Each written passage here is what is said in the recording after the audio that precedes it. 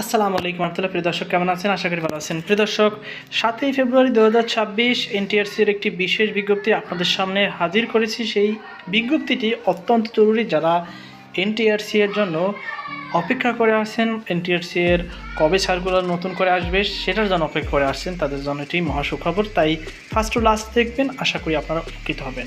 প্রিয় দর্শক, দেখতে পাচ্ছেন গণপ্রজাতন্ত্রী বাংলাদেশ সরকার বেসরকারি শিক্ষক নিবন্ধন ও প্রত্যয়ন কর্তৃপক্ষ এনটিআরসি এর মাধ্যমিক ও উচ্চ শিক্ষা বিভাগ বিষয় এমপিওভুক্ত শিক্ষা প্রতিষ্ঠানের নতুন রেজিস্ট্রেশন বিদ্যমান রেজিস্ট্রেশন হালনাগাদকরণ।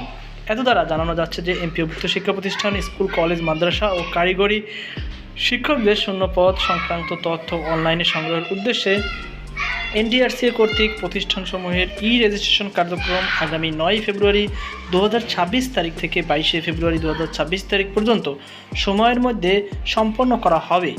এই সংক্রান্ত বিস্তারিত তথ্য এনটিআরসি এর ওয়েবসাইট www.ntrca.gov.bd রেজিস্ট্রেশন সেবা বক্সের রেজিস্ট্রেশন নির্দেশিকা মেনুতে পাওয়া যাবে। উল্লেখিত এনটিআরসি এর এই আইন 2005 এর পরিপত্র অনুসারে এমপিওভুক্ত শূন্য পদের ক্ষেত্রে রেজিস্ট্রেশন এবং রিক্রেডিটেশন করা বাধ্যতামূলক। অন্যথায় প্রতিষ্ঠান প্রদান ও প্রতিষ্ঠানের এমপিও বাতিলকরণ সহ আইনানুগ ব্যবস্থা গ্রহণ করা হবে।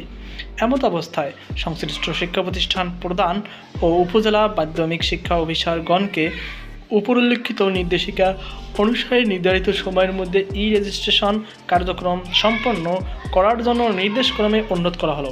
উল্লেখ্য, রেজিস্ট্রেশন ব্যতীত কোনো শিক্ষা প্রতিষ্ঠান কর্তৃক শূন্য পদের চাহিদা এনটিআরসিতে প্রেরণের সুযোগ নেই। দেখতে পাচ্ছেন এখানে শূন্যপদের একটি তথ্য তারা কালেক্ট করতে চেয়েছে এবং দেখতে পাচ্ছেন জ্ঞাতার্থে ও কার্যার্থে এত অধিদপ্তর।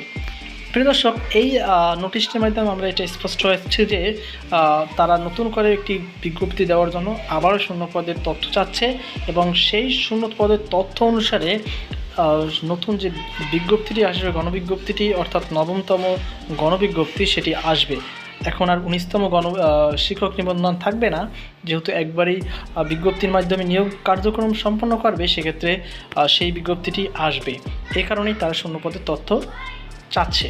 তো এই বিষয়ে আপনার কি মতামত অবশ্যই কমেন্ট জানাবেন। সকল বাধা সুস্থ আজকে পর্যন্ত। আল্লাহ হাফেজ।